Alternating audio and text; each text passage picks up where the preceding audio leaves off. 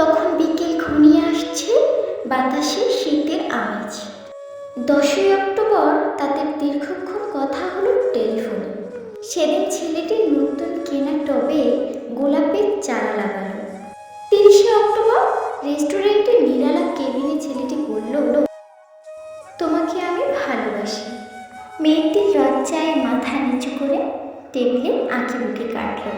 12ই December গোলাপ গাছের কুড়ি ধরল। মেয়েটি রেস্টুরেন্টে ছেলেটিকে জিজ্ঞাসা করল, কেন ভালোবাসো আমায়? আমি সুন্দরী তাই? তোমার চেয়েও সুন্দরী আছে কত। আমার বাবার প্রচুর অর্থ তাই? তোমার বাবার চেয়েও বড়লোক এখানে কম আছে। তাহলে ভালোবাসি ভালোবাসি, তাহার আবার কারণ হয় নাকি? মেয়েটি বাড়ি ফিরে বন্ধুদের সঙ্গে টেলিফোনে অনেক আলোচনা করল। সবাই এক বাক্যে বুঝিয়ে দিল, ভালো যখন বাসে তখন একটা কিছু কারণ তো আছে বটে, সেটা না বুঝে বেশি এগোস না। 23শে জানুয়ারি মেয়েটি বলল, আমার কাছে কি চাও? কই চাইনি তো কিছু। ভালোবাসো অথচ চাও না? তাহলে না চাহিলে যারে পাওয়া যায়। এ তো গান, শুধুই গান, তাছাড়া কি? কিছুই যদি না চাও তবে ভালোবাসো কেন? ভালোবাসি তাই ভালোবাসা দিতে চাই, চাইবো কেন? তুমি সত্যি অদ্ভুত। 10ই ফেব্রুয়ারি দুজনের দেখা হলো মেট্রো স্টেশনে পাতালে।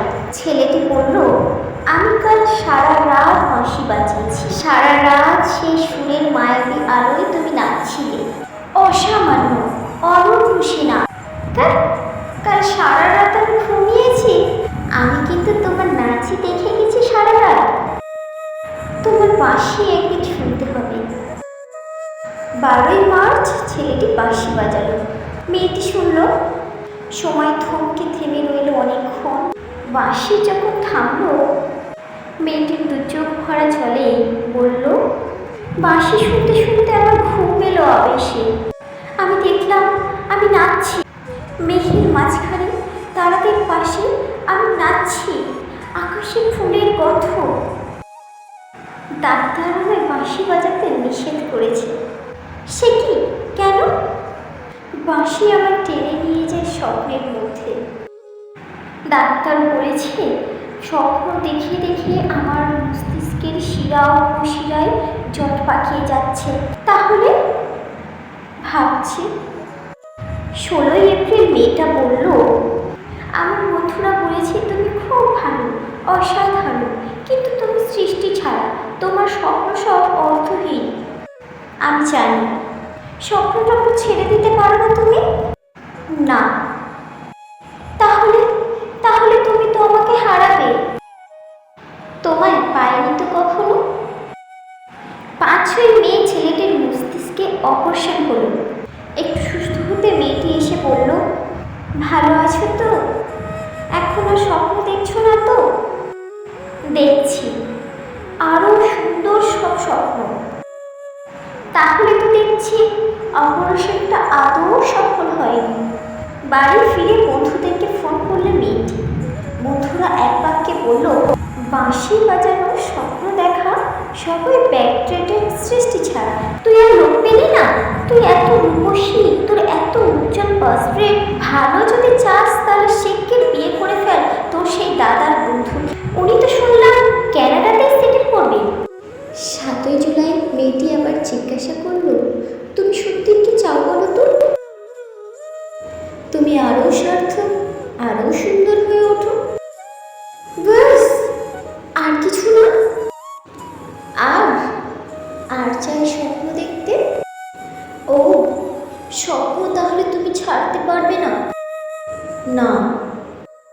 তাহলে থাকো তুমি তোমার স্বপ্ন নিয়ে।